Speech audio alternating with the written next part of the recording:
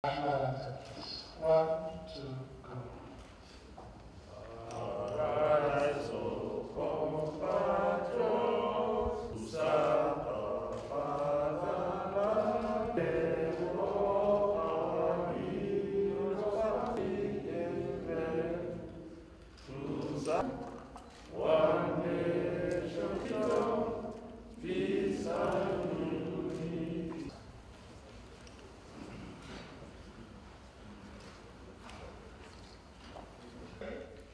Is ready for President, Excellency, Speaker, House of Representatives, Nigeria Governors Forum, House of Representatives Committee of INEC, Electoral Commission, Senior Government Official, Chairman, Interparty Advisory Council, ladies and gentlemen, general elections in 2023, and enrich our electoral practices. Amendment Bill 2022. The legislation has generated more time as never. You have made your speech. Senator Omowere, the government of the Federation, Chief of Staff. We spread that our short for deal.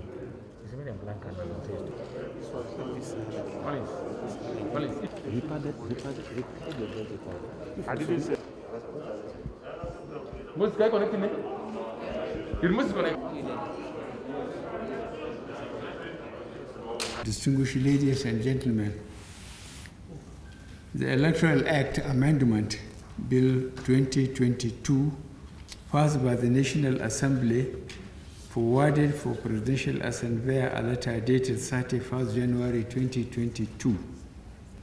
In line with established tradition, I received inputs from relevant ministries, departments, and agencies of government after careful and thorough reviews of the bill and its implications to democratic processes in our country.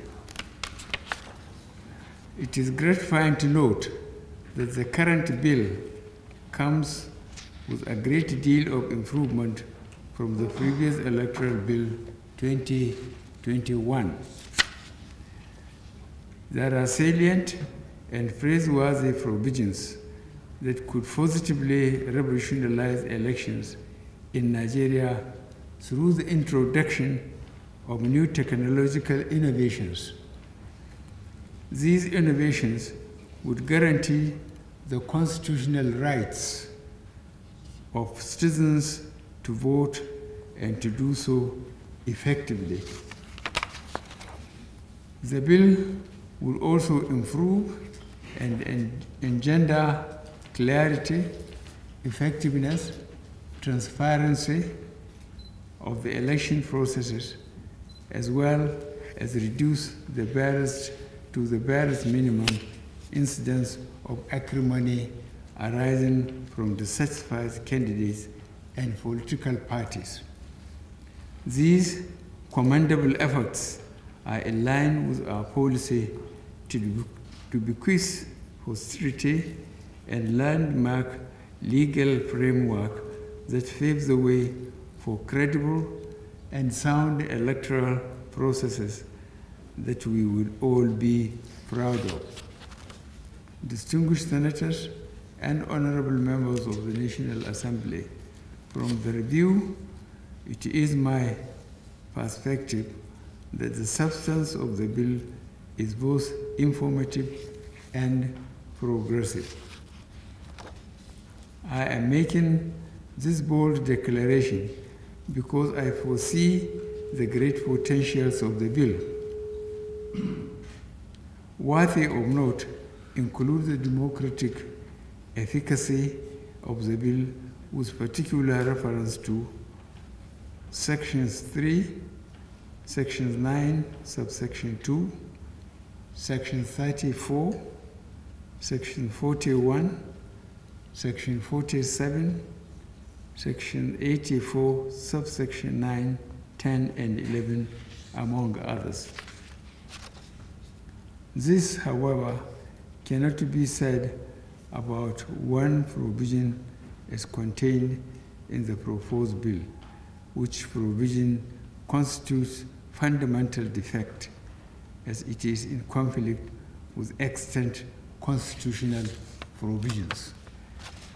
Section 84, subsection 12 constitutes a disenfranchisement of serving political office holders from voting or being voted for at conventions or congresses of any political party for the purpose of the nomination of candidates for any election in cases where it holds earlier than 30 days to the national election.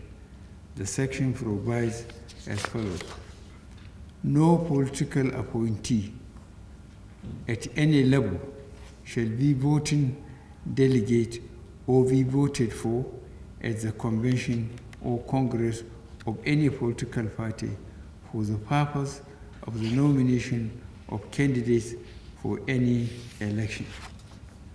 This provision has introduced qualification and disqualification criteria that alter various the Constitution by way of imposing blanket restriction and disqualification to serving political office holders, of which they are constitutionally accorded protection. The practical application of Section 84, subsection 12 of the Electoral Bill 2022 will, if assented to by operation of law, subject serving political office holders to inhibitions and restrictions referred to under Section 40 and 42 of the 1999 Constitution as amended. It is imperative to note that the only constitutional expectation placed on serving political office holders that qualify by extension as public officers within the context of the Constitution is resignation, withdrawal of retirement at least 30 days before the date of the election. Hence, it will be stretching things beyond the constitutional limit to import extraneous restriction into the Constitution on account of practical application of Section 8(4), subsection 12 of the bill, where political parties, conventions, and congresses were to hold earlier than 30 days to the election.